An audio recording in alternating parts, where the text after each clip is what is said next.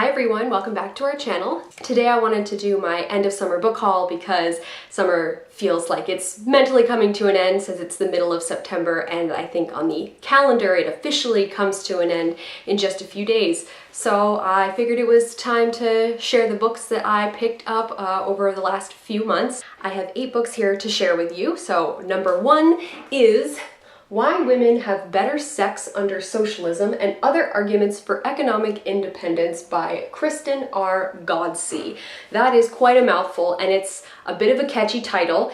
It's not a large book, but it was one that Penguin Random House UK contacted Les and I about reading, and it is certainly a more academic text than I usually read, but it is in a topic that interests me. This is the sort of things that Les really enjoys reading about and enjoys studying on some level, whereas for me, I never did anything like this in school with my degree, so this is kind of interesting to me to have this text here. This is an ARC. The book officially comes out on November 1st, so Les and I are planning on buddy reading it and then posting a review around that time. I feel like the title is pretty self-explanatory on what it will be about, and it is eye-catching, but because it's a more academic text, I have a feeling that what's inside will back up this point that the author is trying to make. The next 2 books I actually got from a co-worker of mine who was cleaning out her bookshelves, and she brought them to work to see if anybody wanted them before she was going to donate them. So the first one I grabbed was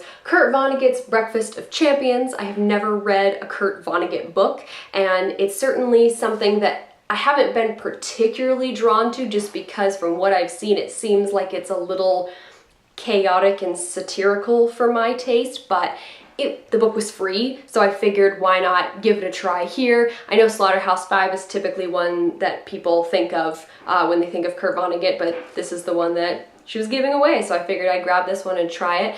It follows the same character, Kilgore Trout, that seems to be in a lot of Kurt Vonnegut's books. It's described as being a murderously funny satire, which is quite a statement, but I really have no idea what it's about otherwise, but it's gonna be one of those ones where it might just be best to go in with no expectations. The other book that I got from her was John Irving's The World According to Garp. I have read one other John Irving book, A Prayer for Owen Meany. I thought it was alright. I didn't love it. My coworker said she's read this book 3 times in her life or so, and she's at the point where she doesn't think she's going to read it again, but she said she really enjoyed it. This one seems to be a story within a story, and it is quite large. There's a lot going on here. It follows the life and times of a novelist named T.S. Garp, so I think that's where the story within a story element comes through, and it seems like it's just going to be a very sweeping story about Garp and what has happened to him in his life. The last 5 books I actually got from Book Outlet, and I got it from the physical Book Outlet store because it's a little over an hour away from where I live in Ontario. The first book I have is The Unquiet Dead by Ausma Zahanat Khan. This detective is told by her superior to look into the death of a man who fell off a cliff. So when she looks into it, she finds out that the guy who fell off a cliff is actually a war criminal that was part of the Srebrenica massacre in 1995.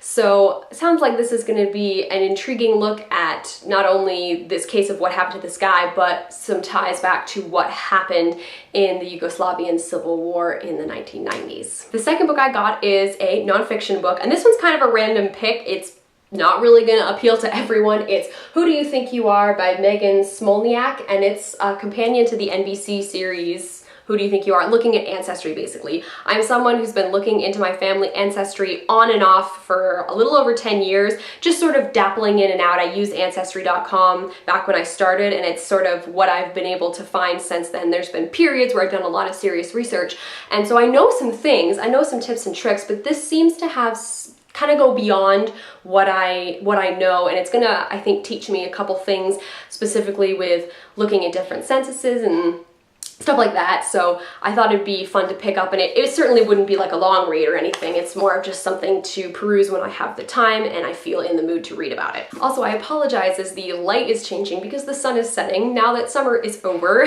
there's a lot less light to work with when you come home at the end of the day. All right, the third book that I picked up from Book Outlet is Lillian Boxfish Takes a Walk by Kathleen Rooney. This has certainly made some rounds on BookTube. It's about an 85-year-old woman who decides to take this really long walk in Manhattan, and as she's visiting these different places, she's sharing with you, the reader, what has taken place there, what memories she has of this place, and it's sort of a love note to the city of New York. And I just like the concept of it. I mean, I feel like a lot of books are set in New York, so that part of it doesn't appeal to me, but I like the fact that there's even on the inside, it shows you the map of the route that she walks, so I feel like it's going to be very engaging. The second to last book that I have to share is Containment by Hank Parker. This was a total like cover buy. I looked at the cover, I did read the inside flap a little bit, but I could kind of figure out from the cover what it was about. Never heard about this book, it just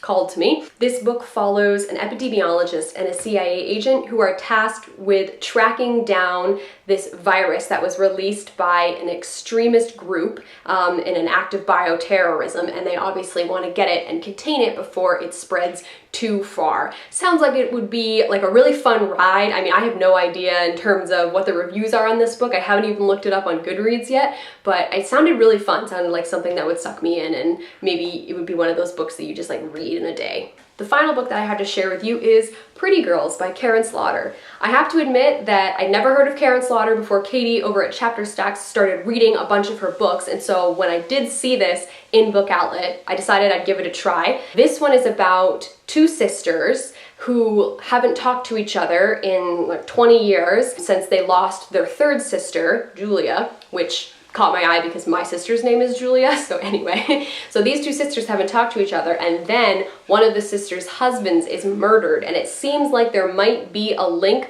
between the husband's murder and the disappearance of their sister. Other than that, don't know much, so I'm gonna go into this and hope that it brings me on a wild ride. All right, those are the 8 books that I picked up over this past summer. If you guys have read any of these books, let me know what you thought of them down below. And also, if there's a particular book that you want me to pick up first, let me know. I am debating reading Pretty Girls in October because I'm gonna do this thing where I just read like horror, thriller, creepy books in October to really get myself in the mood for fall and for Halloween, so I might pick up that one. I mean, maybe even Containment would work for that because it's a scary idea. Bioterrorism is a very real threat. So yeah, let me know if there's a book that you think I should pick up and your thoughts on any of the other ones that I may have talked about.